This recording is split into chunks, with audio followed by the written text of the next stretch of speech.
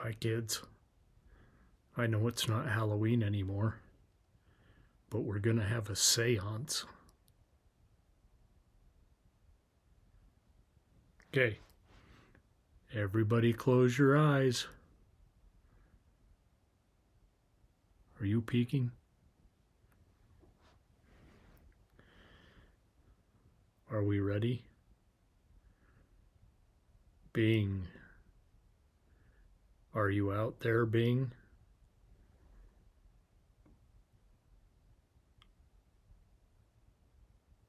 Seems awful quiet, monkey.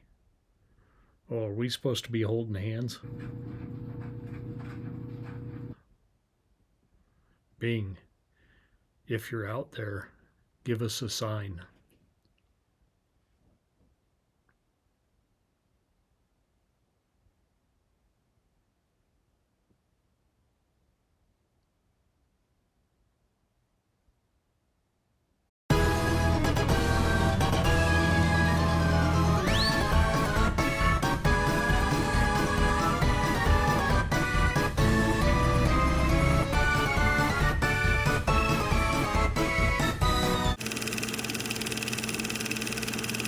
Kids, did you enjoy the ghost of Bing Crosby?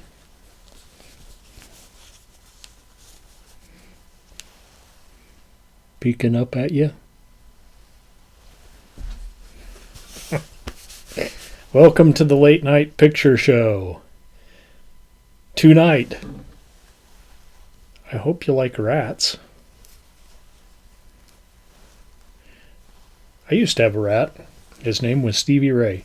He's buried out there in the yard. No, this isn't him. This is plastic. I don't even know where I got this or why. Might need a plastic rat on the show one day. Okay. Last night, I had a little bit too much whiskey. I had a couple of beatniks. That's all good. And then I had a couple of, those things with nutmeg. And then I had some scotch on the rocks. So tonight, we're drinking brandy. And since it's February, I changed out the stir sticks. No more yellow and white for New Year's. Red and white for Valentine's Day. That will probably be about the extent of my celebrations. Unless one of you wants to come and spend Valentine's with me. Whoops. Okay, we're drinking brandy. This tastes like punch, kind of. It's a couple of shots of brandy, which, tastes like grapes.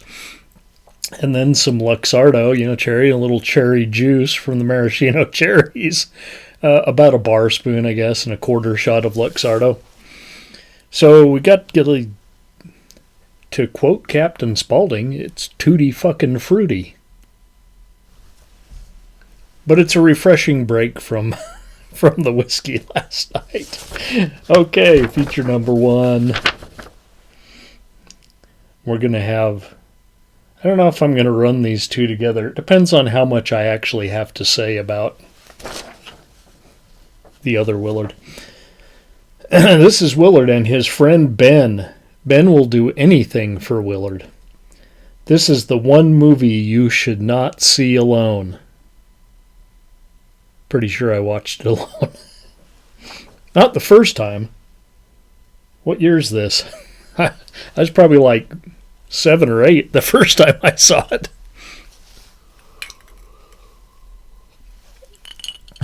I'm sure my folks were not far off.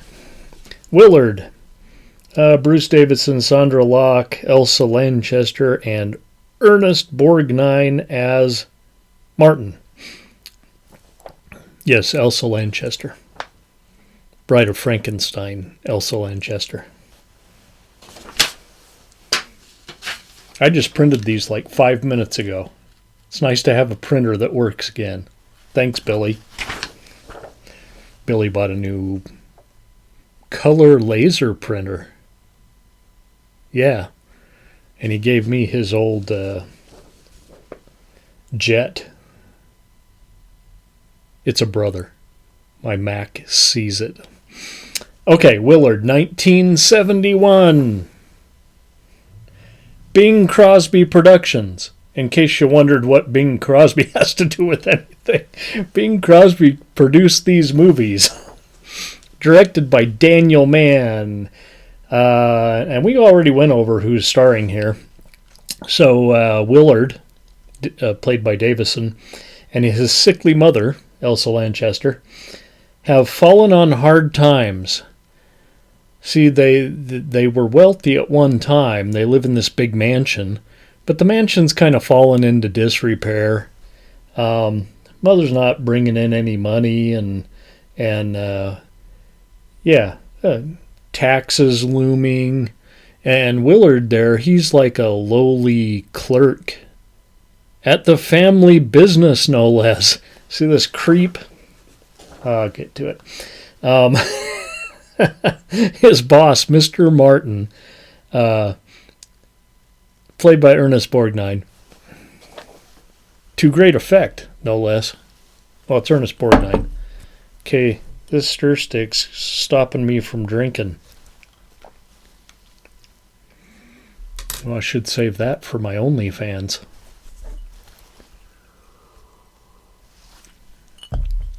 Now we're talking.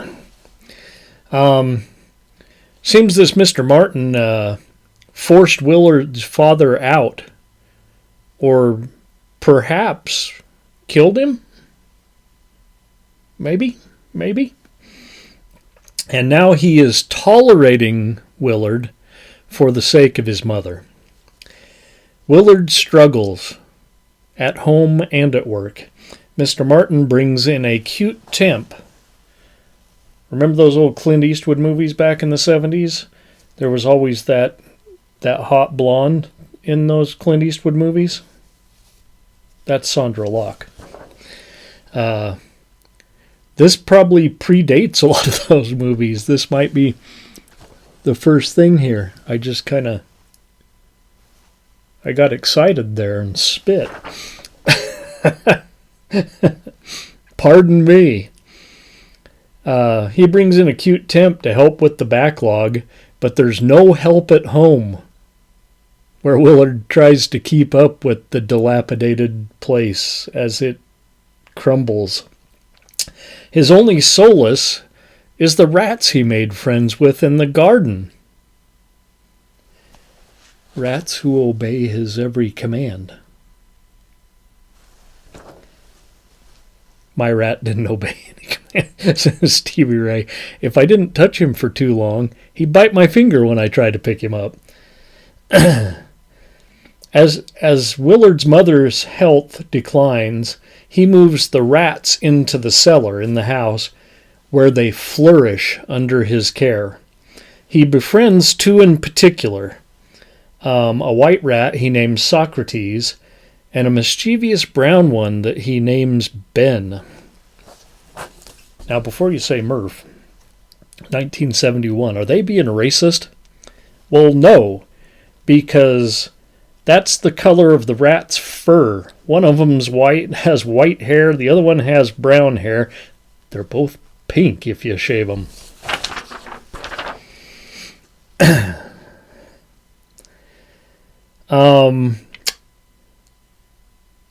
So he starts taking his two best friend rats to work with him.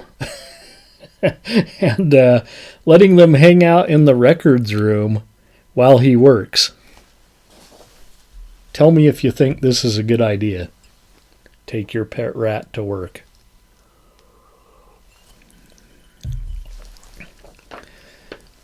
Things take a turn, however, when his mother dies and leaves him nothing but the house and all the associated costs.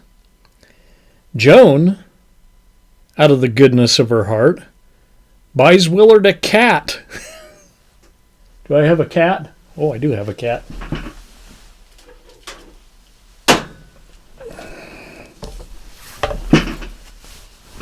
Oh, sitting on my costume funny. Look at that. Looks friendly, huh?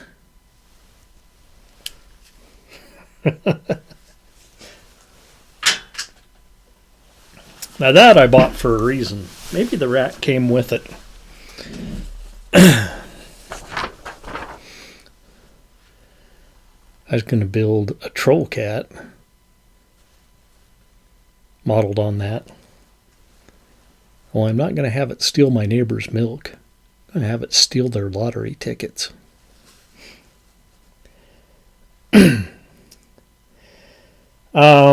Mr. Martin stops by, and Willard overhears his plans for the old house.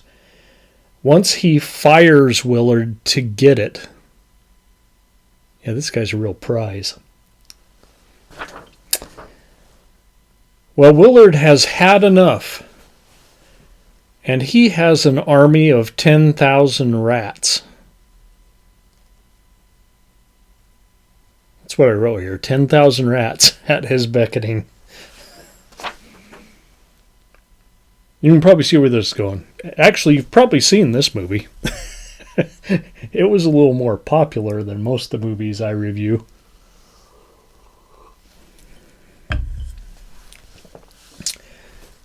This is actually a great little revenge tale.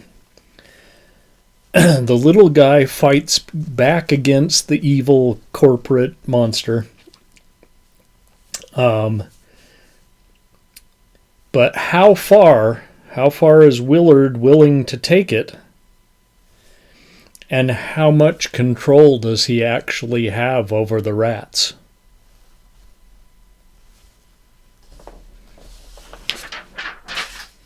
Very well done, is what I said.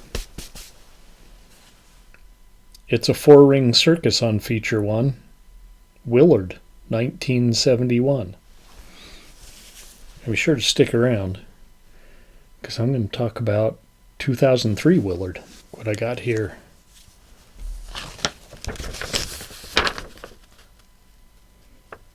That's Crispin Glover.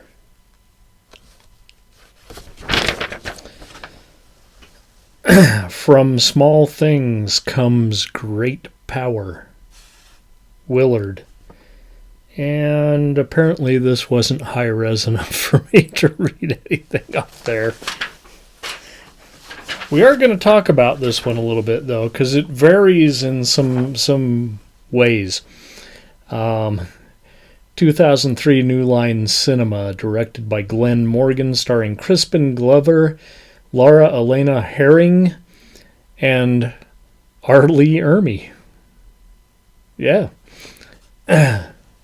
So, I actually watched this one, wrote this one up first. I had seen the old one, but I didn't remember them. So I've said in here that I couldn't gauge how faithful of a remake this was. And this, like I said, this did depart from the original in some ways.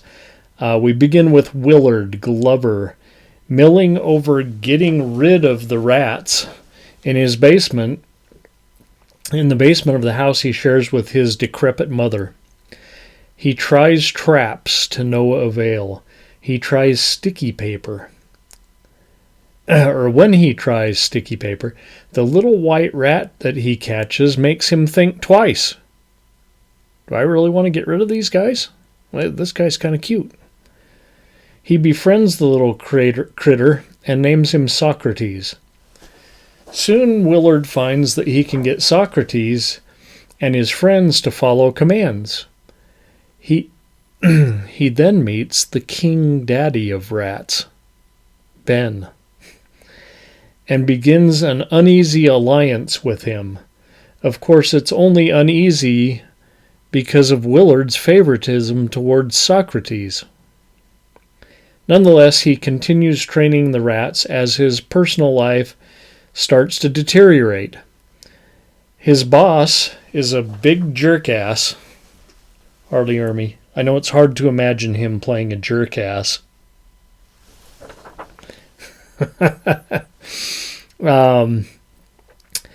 Who it seems stole the family company from Willard's father and is just waiting for Willard's mother to die so he can fire him. So now we're getting back in line with the original picture. Willard's only ally besides the rats is a temp, Herring, who the boss is grooming to take Willard's job. She tries to help poor Willard, but it's too late. He's completely drunk with power over his little furry minions. He unleashes their chewing fury, I wrote here, on his boss's new Mercedes. Ben, though, has plans of his own, and Willard returns one night to find his mother dead on the basement stairs. The boss then fires Willard, as we knew, and if that's not bad enough, I'm not going to spoil it. Willard tries to befriend Ben, and yeah, it doesn't. Ben doesn't really seem to care. Maybe he'll help with Willard's revenge, but yeah, to what extent? Okay, this is good enough to make your skin crawl. And Glover plays the perfect deranged loser. Last week I mentioned that this was perfect casting. Crispin Glover as Willard. This was not bad as remakes go. Not bad at all. 3. It's a 3-ring circus on Willard Part 2. This isn't our second feature, our first feature and a half. Now be sure and stay tuned. Well, first let's all go to the lobby and make ourselves a new drink. I'm going to put a splash of club soda in this because I need more fluid. It's not as cold as it has been, so let's go to the lobby and we'll be right back. Let's all go to the lobby. Let's all go to the lobby. Let's all go to the lobby to get ourselves a treat. Delicious things to eat. The popcorn can't be beat. The sparkling drinks are just dandy. The chocolate bars and the candy. So let's all go to the lobby to get ourselves a treat.